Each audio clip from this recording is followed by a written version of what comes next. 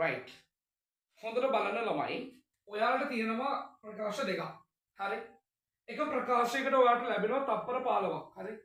තප්පර 15ක් ඇතුළත මේ ප්‍රකාශ හොඳින් කියවලා හරි සත්‍යද අසත්‍යද කියන එක සඳහන් කරා. ඒ වගේම දෙවෙනි ප්‍රකාශයටත් හම්බ වෙනවා තප්පර 15ක්. තප්පර 15ක් ඇතුළත මේ ප්‍රකාශය සත්‍යද අසත්‍යද කියන එක හොඳට බලන්න. බලලා උත්තරයක් හදාගන්න. මේ වීඩියෝ එක ස්ටොප් කරලා ඔයාලා වැඩේ කරන්න. ඊට පස්සේ මම සාකච්ඡා කරනවා. ඊට පස්සේ ඔයාලගේ උත්තරේ හරිනම් කමෙන්ට් එකක් දාන්න සහ මගේ උත්තරේ හරි කියලා. හරිද?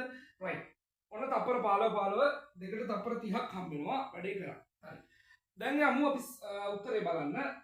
පළවෙනි ප්‍රකාශය කියනවා දෙවෙනි කාණ්ඩයේ සල්ෆේට් හා කාබනේට වල ද්‍රාව්‍යතාවයේ කාණ්ඩයේ පහළට යන විට අඩුවන අතර. හරි. අඩුවන අතර හයිඩ්‍රොක්සයිඩ් සඳහා ඊට විරුද්ධ නිරීක්ෂණයක් ලැබේ. දැන් මේ දෙවෙනි කාණ්ඩය කියන්නේ මොකක්ද? ක්ෂාර පාංශු ලෝහ. බෙරිලියම්, මැග්නීසියම්, කැල්සියම්, ස්ට්‍රොන්චියම්, බේරියම් කියන ක්ෂාර පාංශු ලෝහ ඇතුළත් කාණ්ඩය ගැන තමයි කියන්නේ. එතකොට අපි ඔයාලට පැහැදිලි කරලා තියෙනවා දෙවෙනි කාණ්ඩයේ කාබනේට සහ සල්ෆේට් ගත්තොත් ඒ වගේ ද්‍රාව්‍යතාවය කාණ්ඩයේ ඉහළ සිට පහළට යනකොට අඩුවීමක් වෙනවා.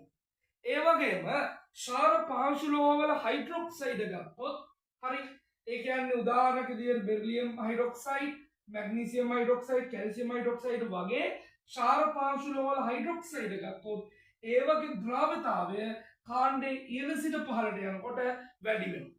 හරි කාබනේට හා සල්ෆේට් වල ද්‍රාව්‍යතාවයේ කාණ්ඩයේ ඉහළ සිට පහළට යනකොට අඩු වෙනවා. හයිඩ්‍රොක්සයිඩ් වල ද්‍රාව්‍යතාවයේ කාණ්ඩයේ ඉහළ සිට පහළට යනකොට වැඩි වෙනවා.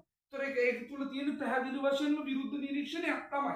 එහෙමනම් මේ ප්‍රකාශය පුතා සත්‍ය වෙනවා. හරි. ඒ ප්‍රකාශය සත්‍ය වෙනවා. බලන්න ඔයාලා ඒ ප්‍රකාශය සත්‍යයි කියලා හිතුවද කියලා. හරි. තප්පර 15 ඇතුළත.